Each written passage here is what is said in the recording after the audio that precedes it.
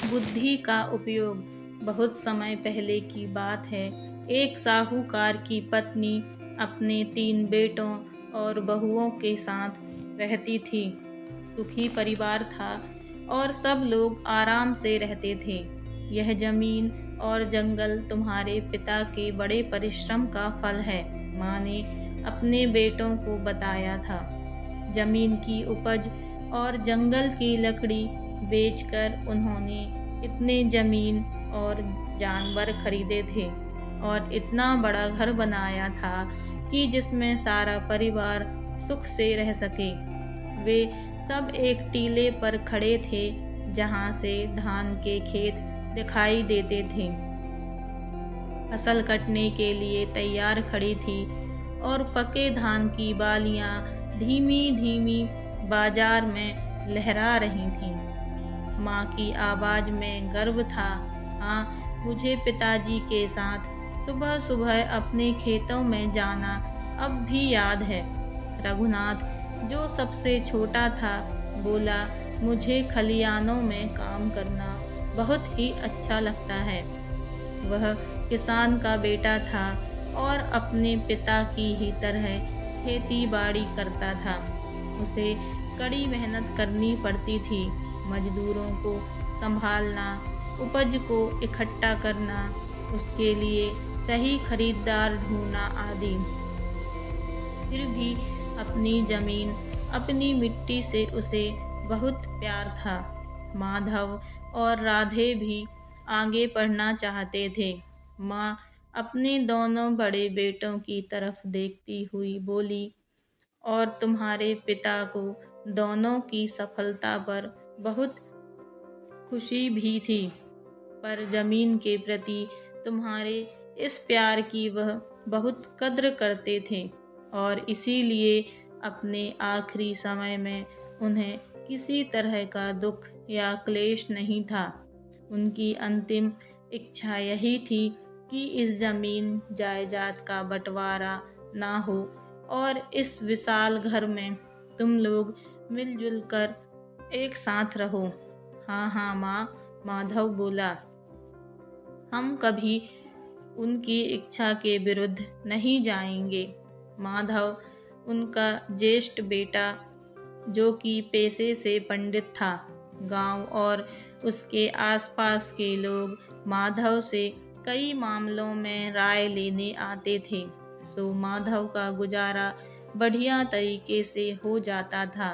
राधे पेशे से वकील था और वकालत से उसे भी अच्छी खासी आमदनी हो जाती थी। मुश्किल यह थी कि रघुनाथ का काम बहुत मेहनती, मशक्कत करने वाला था। वह सुबह से शाम तक खेतों में रहता। उसके मुकाबले बाकी दोनों भाई काफ़ी आराम की जिंदगी जी रहे थे। इससे रघुनाथ की पत्नी बहुत ज़्यादा दुखी थी। मेरे भाई के यहाँ से चिट्ठी आई है। एक रात वह रघुनाथ से बोली। वह खेत से लौटा ही था और भोजन के बाद खाट पर पड़ा सुस्ता रहा था। उसने हमें अपने घर पर छुट्टियां बिताने का न्योता दिया है। कुछ देर पहले ही उसने अपना नया घर बनाया है और वहां गृह प्रवेश करना चाहता है। पर मैं कैसे जा सकता हूँ? रघुनाथ थकी हुई आवाज में बोला, इतना काम जो पड़ा है। आप सदा यही कहते हैं। पत्नी कुछ तमक कर बोली, तो क्या हम सभी कहीं नहीं जा पाएंगे? मैंने ऐसा कब कहा? मैं तुम्हारे जाने का इंतजाम किए देता हूँ। जी नहीं, रघुनाथ की पत्नी कुछ अड़ियल स्वभाव की थी। जाएंगे तो दोनों, वरना कोई नहीं जाएगा। जैसी तुम्हारी मर्जी, रघुनाथ जमाई लेते हुए बोला। क्या आपने ही सब काम करने का ठेका लिया है, जबकि आपके भाई लंबी तान कर पड़े रहते हैं? वह चिढ़कर बोली, आखिर आप तो उनके हिस्से की जमीन की भी देखभाल करते हैं और वे अपनी बीवी बच्चों के साथ छुट्टियां काटने यहाँ वहाँ चले जाते हैं और एक हम हैं जो हमेशा यहीं अटके रहते हैं। यह तो अन्याय है। रघुनाथ की आंखों में अब नींद कहाँ।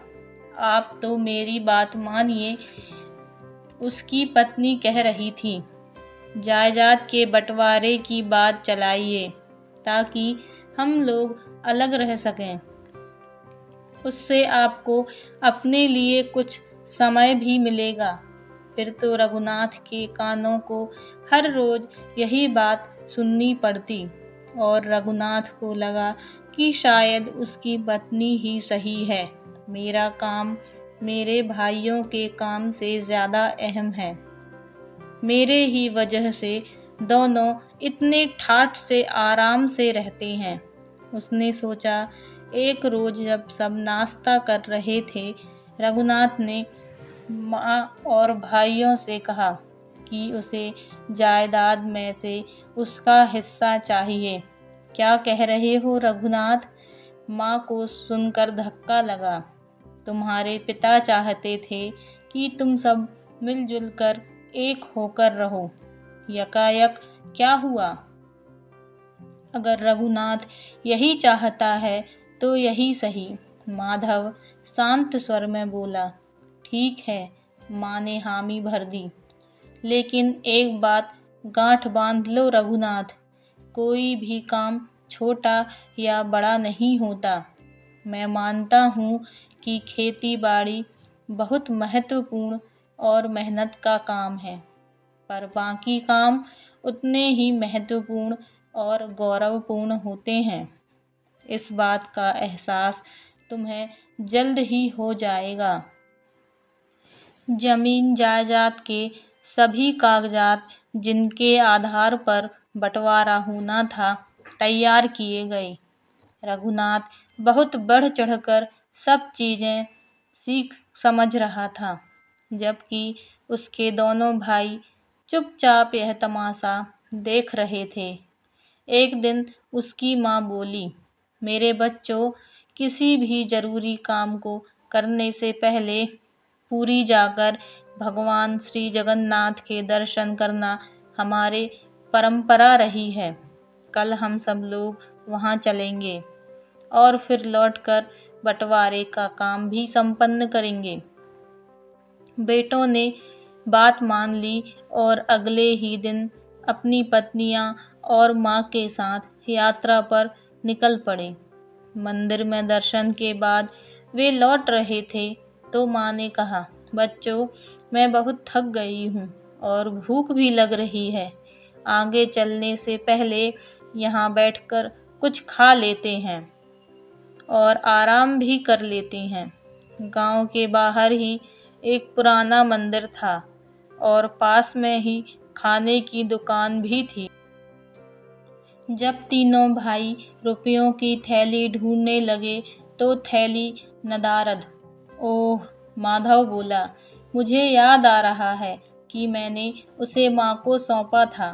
माँ ने भी थैली को बहुत ढूंढा, पर उसका नामो निशान भी ना मिला। अब क्या करें? राधे बोला। अब तो एक ही उपाय है, माँ ने राय दी। मैं बहुओं के साथ इसी मंदिर में रुकती हूँ। तुम तीनों को गांव जाकर कुछ काम ढूंढना होगा और कुछ पैसे कमाकर लौटना होगा। पैसे के बिना ना तो हम कुछ खा पाएंगे, ना घर लौट पाएंगे। बेटों ने राय मान ली। तीनों भाई तीन अलग अलग दिशाओं में गांव के लिए निकल पड़े।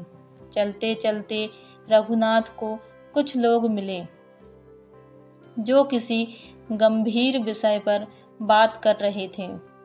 क्या बात है मित्रों? रघुनाथ ने पूछा।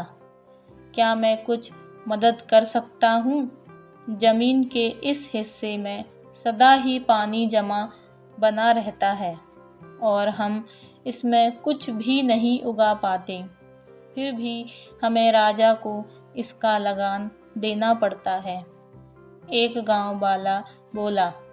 रघुनाथ कुछ देर सोचकर बोला, अगर मैं आपको यहाँ धान उगाने की तरकीब बताऊं तो मुझे क्या इनाम मिलेगा?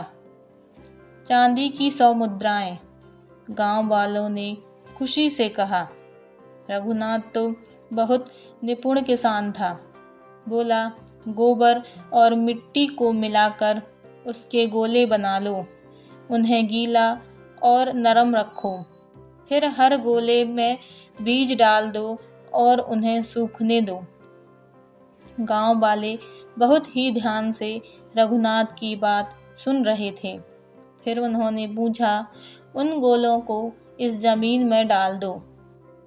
गोले जमीन में धंस जाएंगे और बीज भी फूट जाएंगे।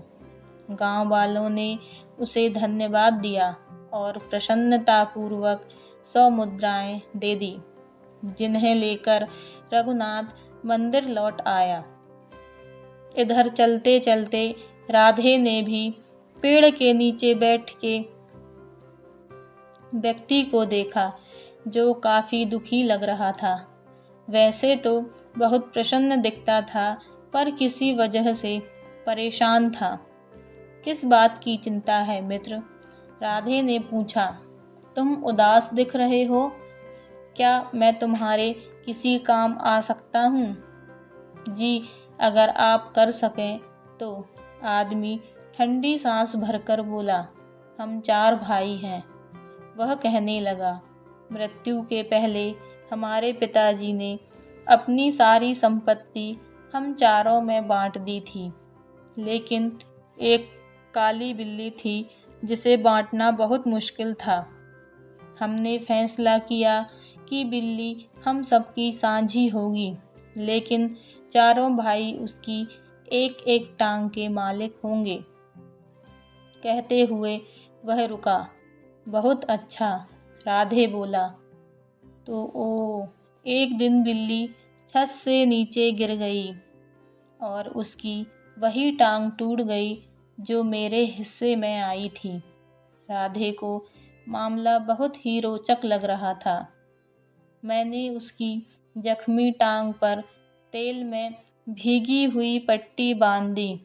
मेरी बिल्ली को आँच अच्छी लगती है, सो वह चूल्हे के पास जाकर सो गई। तो तुम इस कारण से इतने दुखी हो? राधा इस अनोखी कथा का अंत जानने के लिए बहुत उत्सुक था। यहाँ से तो मेरे दुख की कहानी शुरू होती है। एक चिंगारी उस तेल सने कपड़े पर पड़ी और उसने आग पकड़ ली। वह रुक गया और राधे की ओर देखने लगा। फिर क्या हुआ? राधे ने उससे पूछा। वहाँ से आग आसपास के घरों में फैल गई और सब जलकर राख हो गया। पड़ोसियों ने सारा दोष मेरे सर पर मढ़ दिया और मामला पंचायत में चला गया। पंचायत में क्या हुआ? राधे ने पूछा। पंचों ने कहा कि जिस टांग की वजह से आग लगी वह मेरे हिस्से की थी, इसीलिए पूरा नुकसान मुझे ही पूरा करना होगा। पर मेरे पास सबको देने लायक पैसे नहीं हैं। राधे पेशे से वकील था। गहरी सोच में पड़ गया और जल्द ही समस्या का बहुत ही सरल सा हल ढूंढ लिया। उसने कहा, चिंता ना करो मित्र, यदि मैं तुम्हारी समस्या का समाधान कर दूं तो मुझे क्या मिलेगा? चांदी के 500 सिक्के। आदमी बोला, तो ठीक है, जाओ और अपने पड़ोसियों और गांव के बड़े बूढ़े को जमा करो। मैं तुम्हें शीघ्र ही मिलता हूँ। जब राधे गांव पहुंचा तो बट वृक्ष के नीचे अच्छी खासी भीड़ जमा थी। सबकी बात सुनने के बाद राधे बोला, क्या यह सच है कि सारा नुकसान बिल्ली ने ही किया है, और यह भी कि इसका कारण इसकी जख्मी टांग पर बंधी हुई पट्टी है? हाँ हाँ, गांव वालों ने कहा। क्या आप मानते हैं कि बिल्ली के भागने की वजह से ही आग लगी और घर जल गए। राधे ने पूछा, हम मानते हैं, गांव वाले बोले। बिल्ली अपनी जख्मी टांग पर तो भाग नहीं सकती थी। उसकी 3 टांगें जो कि ठीक थीं, उनकी वजह से ही वह भाग सकी। राधे अपने शब्दों का असर देखने के लिए थोड़ा सा रुका। हाँ, सच है, अपनी 3 ठीक टांगों पर ही वह भाग सकी। तो फिर पंचायत फैसला करे कि आग लगने का नुकसान कौन चुकाएगा। राधे की बुद्धि ने सबको अचंभे में डाल दिया और सभी हामी में अपना सिर हिलाने लगे। फैसला हुआ कि 3 टांगों के मालिक ही हर्जाना भरेंगे। जख्मी टांग का मालिक बहुत खुश हुआ और वादे के मुताबिक उसने राधे को चांदी के 500 मुद्राएं दे दी। राधे पैसे लेकर मंदिर लौट आया। इस बीच माधव, जो सबसे बड़ा था, उसने भी सड़क पर चलते हुए एक घर पर किसी के रोने की आवाज़ सुनी। वह घर बहुत बड़ा था और उसके बाहर एक दरबान भी खड़ा था। ऐसे आलीशान घर में रहने वाला रो क्यों रहा है? कौन रहता है यहाँ? उसने दरबान से पूछा। श्रीमान, यहाँ राजा के मंत्री महोदय रहते हैं। दरबान बोला। क्या आप मुझे उनके पास ले चलेंगे? दरबान मंत्री से आज्ञा लेकर माधव को घर के भीतर ले गया। स्वयं मंत्री महोदय अश्रुपूर्ण हो रहे थे। क्या बात है मान्यवर? माधव ने पूछा। यदि आप मुझे अपना कष्ट बताएं तो शायद मैं कुछ आपकी सहायता कर सकूं। राजा लोग भी अजीब सनकी होते हैं। मंत्री ने माधव को देखकर और उसके शब्दों से अनुमान लगाया कि वह एक विद्वान पुरुष है। हमारे राजा ने मुझे उनके हाथी का वजन पता करने के लिए कहा है। अगर मैं ऐसा करने में असफल रहा तो मेरा सिर धड़ से अलग करवा दिया जाएगा। इतना कहकर मंत्री फिर जोर जोर से रोने लगा। कुछ देर सोचने के बाद माधव बोला, चिंता ना करें पूज्यवर, यदि हाथी का वजन पता लगाने में मैं आपकी सहायता करूं तो मेरा पुरस्कार क्या होगा? मंत्री तो मंत्री था, उसने भी अपने रुतबे को ध्यान में रखकर जवाब दिया, 1000 स्वर्ण मुद्राएं। वह शान से बोला। माधव ने मंत्री से कहा कि उस हाथी के पास ले जाएं। वहां से हाथी को एक ऐसी नदी के किनारे ले जाया गया जहां बहुत सी नौकाएं खड़ी थीं। कृपया महावत से कहिए कि हाथी को नाव में खड़ा करे, माधव ने कहा। ऐसा करते ही नौका पानी में धंसने लगी और धंसना रुक गया। जहाँ तक नौका पानी में धंसती है, कृपया वहाँ निशान लगाइए। उसने वहाँ खड़े अफसरों से कहा, जो उसे बहुत ही हैरानी से देख रहे थे। अब हाथी को बाहर निकालकर उस नौका में बड़े बड़े पत्थर को रख दीजिए और तब तक भरते रहिए जब तक नाव पुराने लगे हुए निशान तक धंस ना जाए। वह बोला। ऐसा होते ही इन पत्थरों को तौलिए, इनका वजन हाथी के वजन के बराबर होगा। मंत्री महोदय इस कदर खुश हुए कि 1000 स्वर्ण मुद्राओं के साथ साथ उन्होंने माधव को कुछ और भी वस्तुएं भेंट की। माधव उन्हें लेकर मंदिर लौटा, जहां सब लोग उसका इंतजार कर रहे थे। उन्होंने छक कर भोजन किया और चलने की तैयारी करने लगे। तभी माँ ने पैसों की वह गुमी हुई थैली निकालकर अपने बेटों और बहुओं को दिखाई।